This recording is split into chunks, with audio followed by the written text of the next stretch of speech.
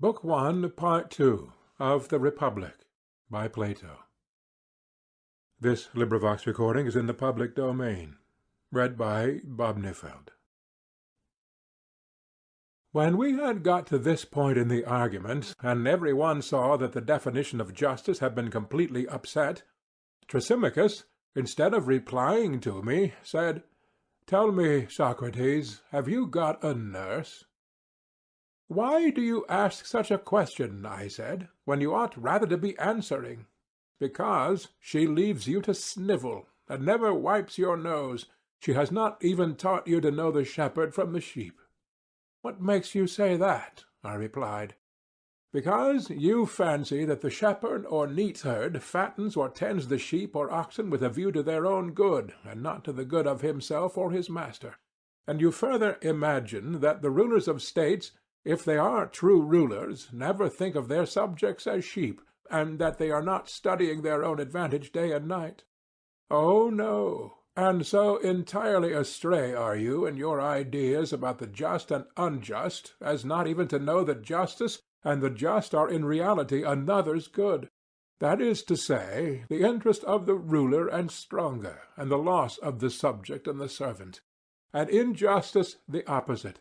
For the unjust is lord over the truly simple and just. He is the stronger, and his subjects do what is for his interests and minister to his happiness, which is very far from being their own. Consider further, most foolish Socrates, that the just is always a loser in comparison with the unjust. First of all, in private contracts. Wherever the unjust is the partner of the just, you will find that, when the partnership is dissolved, the unjust man has always more and the just less.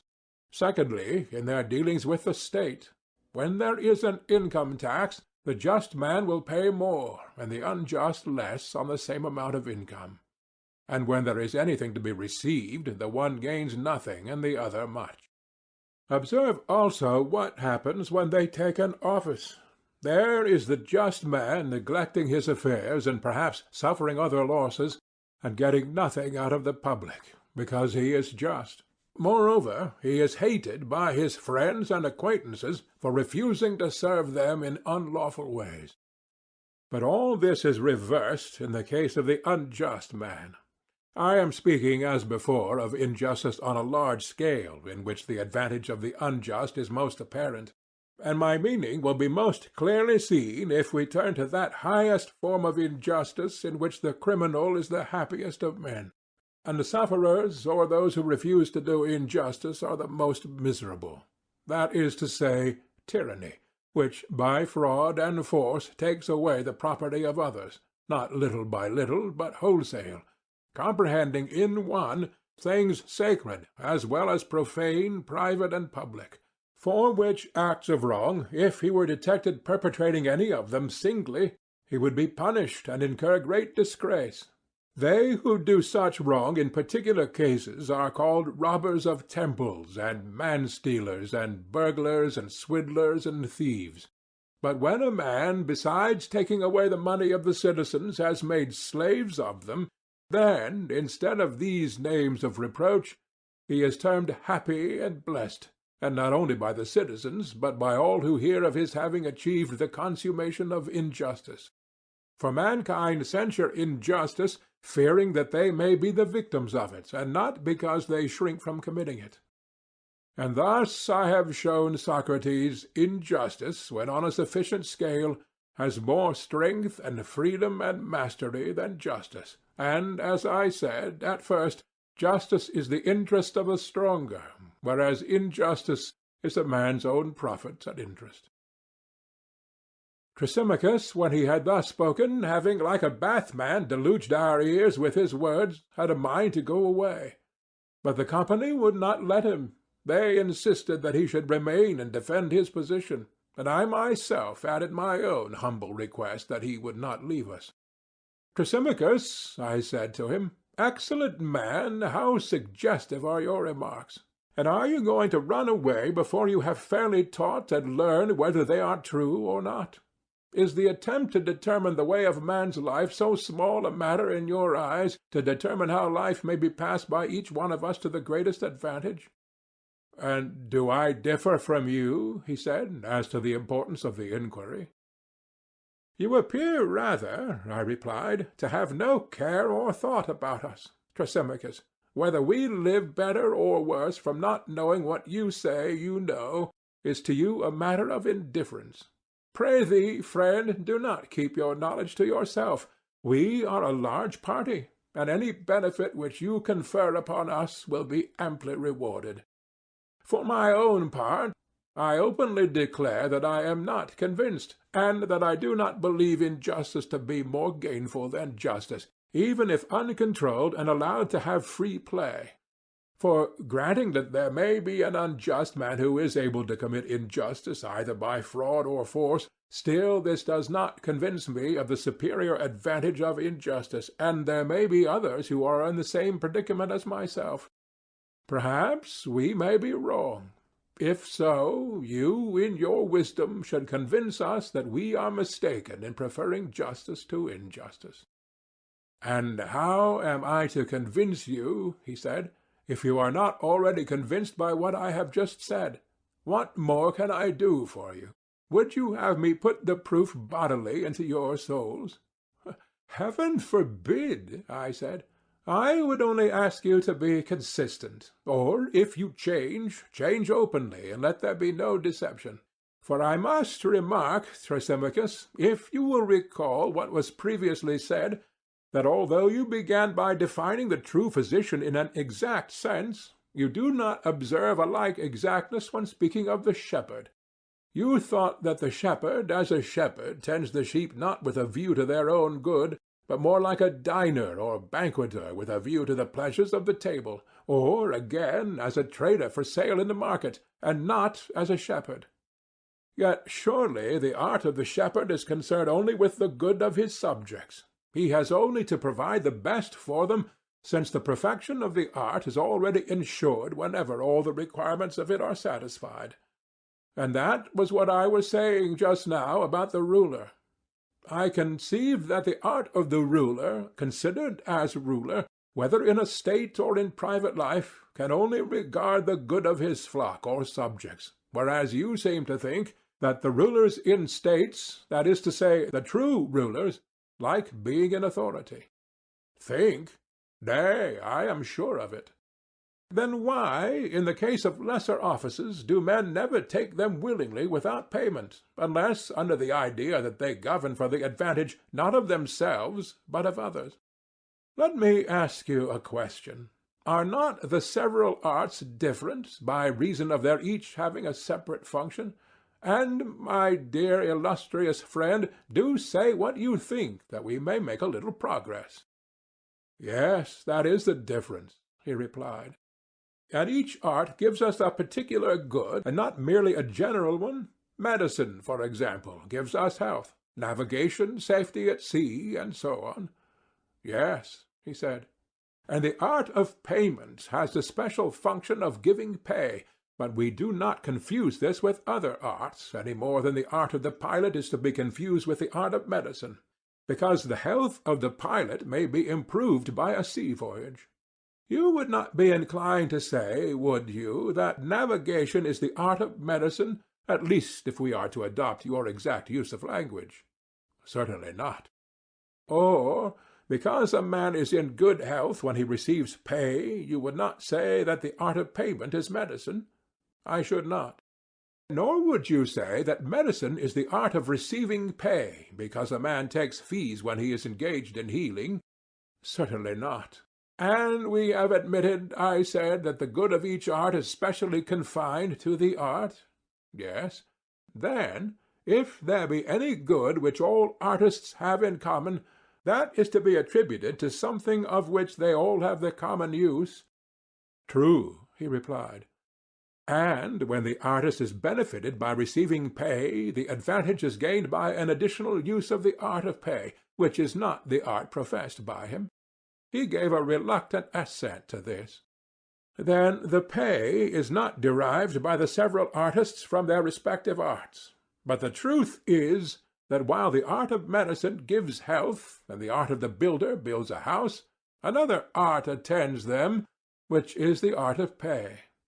The various arts may be doing their own business and benefiting that over which they preside, but would the artist receive any benefit from his art unless he were paid as well? I suppose not. But does he therefore confer no benefit when he works for nothing? Certainly he confers a benefit. Then now, Thrasymachus, there is no longer any doubt that neither arts nor governments provide for their own interests, but, as we were before saying, they rule and provide for the interests of their subjects, who are the weaker and not the stronger. To their good they attend, and not to the good of the superior. And this is the reason, my dear Thrasymachus, why, as I was just now saying, no one is willing to govern, because no one likes to take in hand the reformation of evils which are not his concern, without remuneration. For in the execution of his work, and in giving his orders to another, the true artist does not regard his own interest, but always that of his subjects, and therefore, in order that rulers may be willing to rule, they must be paid in one of three modes of payment: money, or honor, or a penalty for refusing. What do you mean, Socrates? Said Glaucon. The first two modes of payment are intelligible enough, but what the penalty is I do not understand, and how a penalty can be a payment. You mean that you do not understand the nature of this payment, which to the best men is the great inducement to rule? Of course you know that ambition and avarice are held to be, as indeed they are, a disgrace. Very true. And for this reason, I said, money and honor have no attraction for them. Good men do not wish to be openly demanding payment for governing, and so to get the name of hirelings, nor by secretly helping themselves out of the public revenues to get the name of thieves. And not being ambitious, they do not care about honor. Wherefore necessity must be laid upon them, and they must be induced to serve from the fear of punishment. And this, as I imagine, is the reason why the forwardness to take office, instead of waiting to be compelled, has been deemed dishonorable. Now, the worst part of the punishment is that he who refuses to rule is liable to be ruled by one who is worse than himself. And the fear of this, as I conceive, induces the good to take office, not because they would, but because they cannot help, not under the idea that they are going to have any benefit or enjoyment themselves, but as a necessity, and because they are not to commit the task of ruling to any one who is better than themselves, or indeed as good.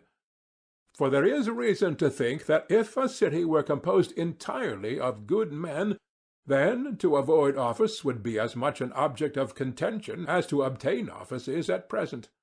Then we should have plain proof that the true ruler is not meant by nature to regard his own interest, but that of his subjects, and every one who knew this would choose rather to receive a benefit from another than to have the trouble of conferring one.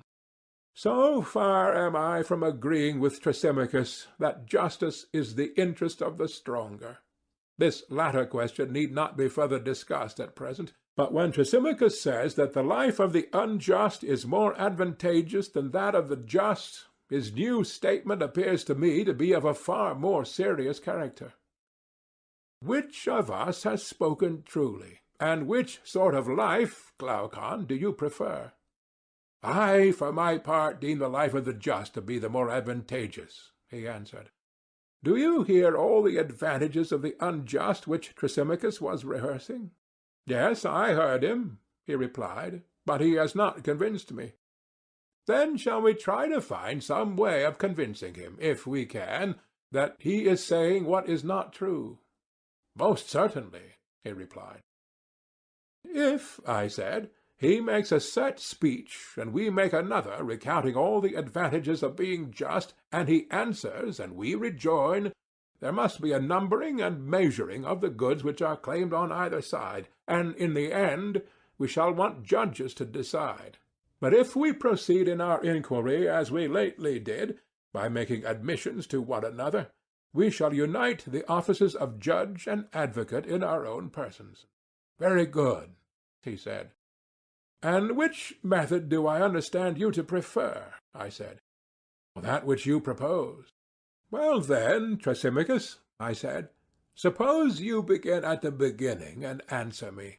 You say that perfect injustice is more gainful than perfect justice. Yes, that is what I say, and I have given you my reasons.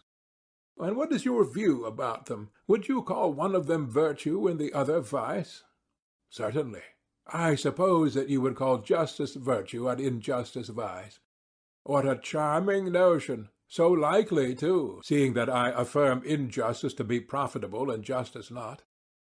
What else, then, would you say? The opposite, he replied. And would you call justice vice? No, I would rather say sublime simplicity. Then would you call injustice malignity? No, I would rather say discretion. And do the unjust appear to you to be wise and good? Yes, he said. At any rate, those of them who are able to be perfectly unjust and who have the power of subduing states and nations. But perhaps you imagine me to be talking of cut-purses. Even this profession, if undetected, has advantages, though they are not to be compared with those of which I was just now speaking. I do not think that I misapprehend your meaning, Thrasymachus, I replied, but still I cannot hear without amazement that you class injustice with wisdom and virtue, and justice with the opposite. Certainly I do so class them. Now, I said, you are on more substantial and almost unanswerable ground. For if the injustice which you were maintaining to be profitable had been admitted by you, as by others, to be vice and deformity, an answer might have been given to you on received principles. But now I perceive that you will call injustice honorable and strong, and to the unjust you will attribute all the qualities which are attributed by us before to the just, seeing that you do not hesitate to rank injustice with wisdom and virtue. You have guessed most infallibly, he replied. Then I certainly ought not to shrink from going through the argument so long as I have reason to think that you, Thrasymachus, are speaking your real mind. For I do believe that you are now in earnest, and are not amusing yourself at our expense. I may be in earnest or not, but what is that to you? To refute the argument is your business. Very true, I said. That is what I have to do. But will you be so good as to answer yet one more question? Does the just man try to gain any advantage over the just? Far otherwise. If he did, he would not be the simple, amusing creature which he is. And would he try to go beyond just action? He would not. And how would he regard the attempt to gain an advantage over the unjust? Would that be considered by him as just or unjust? He would think it just, and would try to gain the advantage, but he would not be able. Whether he would or would not be able, I said, is not the point. My question is only whether the just man, while refusing to have more than another just man, would wish and claim to have more than the unjust. Yes, he would. And what of the unjust? Does he claim to have more than the just man, and to do more than is just? Of course, he said, for he claims to have more than all men. And the unjust man will strive and struggle to obtain more than the unjust man or action, in order that he may have more than all? True. We may put the matter thus, I said. The just does not desire more than his like, but more than his unlike, whereas the unjust desires more than both his like and his unlike. Nothing, he said, can be better than that statement.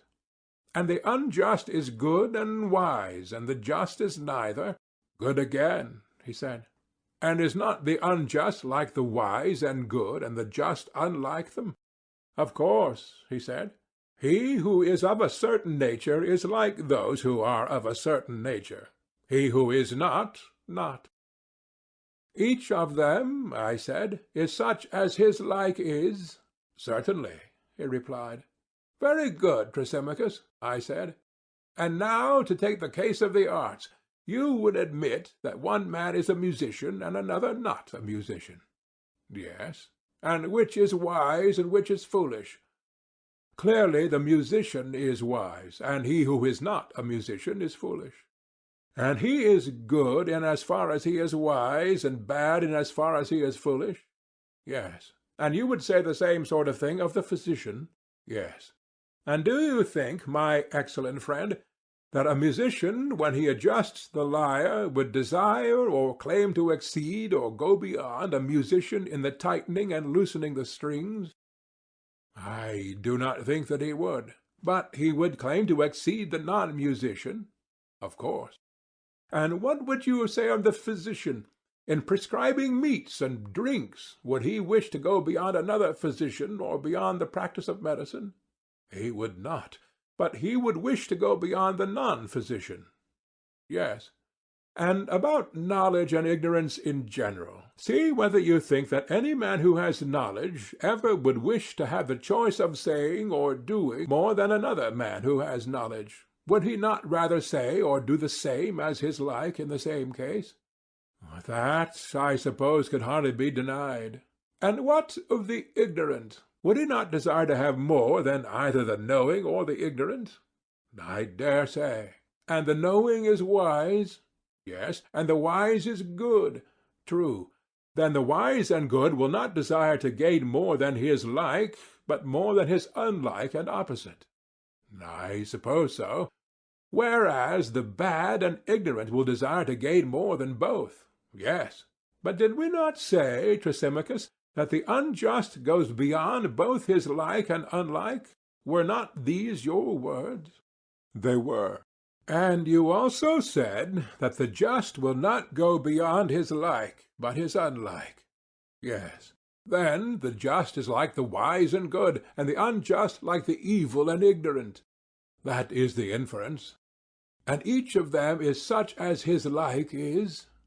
That was admitted. Then the just has turned out to be wise and good, and the unjust evil and ignorant.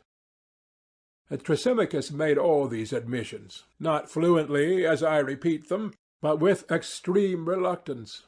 It was a hot summer's day, and the perspiration poured from him in torrents. And then I saw what I had never seen before, Thrasymachus blushing. As we were now agreed that justice was virtue and wisdom, and injustice vice and ignorance, I proceeded to another point. Well, I said, Thrasymachus, that matter is now settled. But were we not also saying that injustice had strength? Do you remember? Yes, I remember, he said. But do not suppose that I approve of what you are saying, or have no answer. If, however, I were to answer, you would be quite certain to accuse me of haranguing.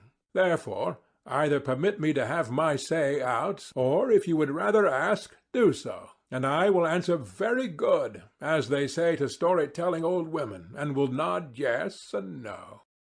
Certainly not, I said, if contrary to your real opinion. Yes, he said, I will, to please you, since you will not let me speak. What else would you have? Nothing in the world, I said, and if you are so disposed, I will ask, and you shall answer. Proceed. Then I will repeat the question which I asked before, in order that our examination of the relative nature of justice and injustice may be carried on regularly. A statement was made that injustice is stronger and more powerful than justice. But now justice, having been identified with wisdom and virtue, is easily shown to be stronger than injustice, if injustice is ignorance. This can no longer be questioned by any one. But I want to view the matter, Thrasymachus, in a different way. You would not deny that a state may be unjust and may be unjustly attempting to enslave other states, or may have already enslaved them, and may be holding many of them in subjection. True, he replied, and I will add that the best and most perfectly unjust state would be most likely to do so. I know, I said, that such was your position, but what I would further consider is, whether this power which is possessed by the superior state can exist or be exercised without justice or only with justice. If you are right in your view, and justice is wisdom, then only with justice. But if I am right, then without justice. I am delighted, Thrasymachus, to see you not only nodding assent and dissent, but making answers which are quite excellent. That is out of civility to you, he replied. You are very kind, I said, and would you have the goodness also to inform me whether you think that a state, or an army, or a band of robbers and thieves, or any other gang of ill-doers could act at all if they injured one another? No, indeed, he said, they could not. But if they abstain from injuring one another, then they might act together better. Yes. And this is because injustice creates divisions and hatreds and fighting, and justice imparts harmony and friendship. Is not that true, Thrasymachus? I agree, he said, because I do not wish to quarrel with you. How good of you, I said. But I should like to know also whether injustice, having this tendency to arouse hatred, wherever existing, among slaves or among freemen, will not make them hate one another and set them at variance and render them incapable of common action. Certainly. And even if injustice be found in two only, will they not quarrel and fight, and become enemies to one another and to the just? They will. And suppose injustice abiding in a single person, would your wisdom say that she loses or that she retains her natural power? Let us assume that she retains her power. Yet is not the power which injustice exercises of such a nature that wherever she takes up her abode, whether in a city, in an army, in a family, or in any other body, that body is, to begin with, rendered incapable of united action by reason of sedition and distraction, and does it not become its own enemy, and at variance with all that opposes it, and with the just? Is not this the case? Yes, certainly. And is not injustice equally fatal when existing in a single person? In the first place, rendering him incapable of action because he is not at unity with himself, and in the second place, making him an enemy to himself and the just. Is not that true, Thrasymachus? Yes. And, oh, my friend, I said, surely the gods are just? Granted that they are. But if so, the unjust will be the enemy of the gods, and the just will be their friend. Feast away in triumph, and take your fill of the argument. I will not oppose you, lest I should displease the company. Well, then, proceed with your answers, and let me have the remainder of my repast. For we have already shown that the just are clearly wiser and better and abler than the unjust, and that the unjust are incapable of common action. Nay, more, that to speak as we did of men who are evil-acting at any time vigorously together is not strictly true, for if they had been perfectly evil, they would have laid hands upon one another. But it is evident that there must have been some remnant of justice in them, which enabled them to combine. If there had not been, they would have injured one another as well as their victims. They were but half-villains in their enterprises, for had they been whole villains and utterly unjust, they would have been utterly incapable of action. That, as I believe, is the truth of the matter, and not what you said at first. But whether the just have a better and happier life than the unjust is a further question which we also propose to consider. I think that they have, and for the reasons which I have given. But still, I should like to examine further, for no light matter is at stake, nothing less than the rule of human life. Proceed. I will proceed by asking a question. Would you not say that a horse has some end? I should. And the end or use of a horse or of anything would be that which could not be accomplished, or not so well accomplished, by any other thing. I do not understand, he said. Let me explain. Can you see except with the eye? Certainly not. Or hear except with the ear? No. These then may be truly said to be the ends of these organs. They may. But you can cut off a vine branch with a dagger or with a chisel, and in many other ways. Of course. And yet not so well as with a pruning hook made for the purpose. True. May we not say that this is the end of a pruning hook? We may. Then now I think you will have no difficulty in understanding my meaning, when I asked the question whether the end of anything would be that which could not be accomplished, or not so well accomplished, by any other thing. I understand your meaning, he said, and assent. And that to which an end is appointed has also an excellence. Need I ask again whether the eye has an end? It has, and has not the eye an excellence? Yes. And the ear has an end and an excellence also? True. And the same is true of all other things. They have each of them an end and a special excellence. That is so. Well, and can the eyes fulfill their end if they are wanting in their own proper excellence and have a defect instead? How can they, he said, if they are blind and cannot see? You mean to say if they have lost their proper excellence, which is sight.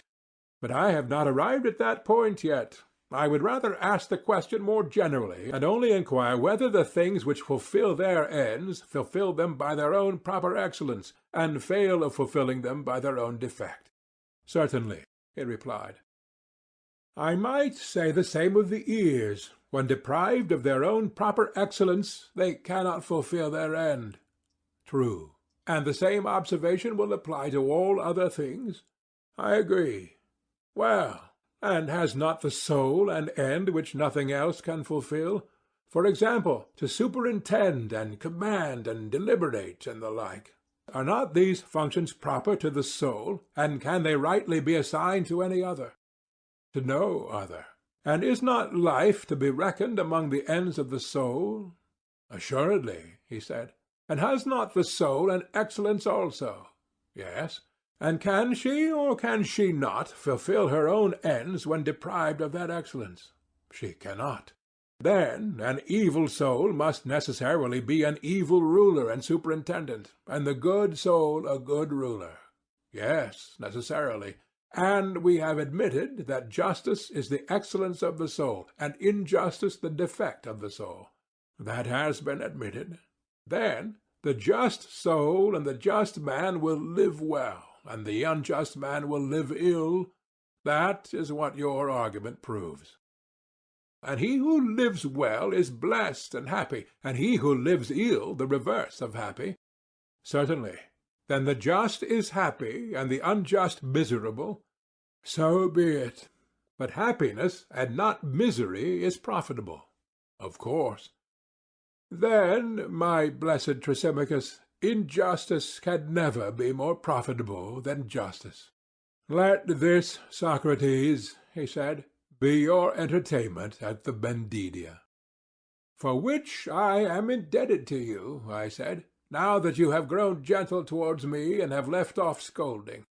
Nevertheless, I have not been well entertained, but that was my own fault, not yours. As an epicure snatches a taste of every dish which is successively brought to table, he not having allowed himself time to enjoy the one before, so have I gone from one subject to another without having discovered what I sought at first, the nature of justice. I left that inquiry and turned away to consider whether justice is virtue and wisdom, or evil and folly, and when there arose a further question about the comparative advantages of justice and injustice, I could not refrain from passing on to that. And the result of the whole discussion has been that I know nothing at all. For I know not what justice is, and therefore I am not likely to know whether it is or is not a virtue, nor can I say whether the just man is happy or unhappy. End of Book 1.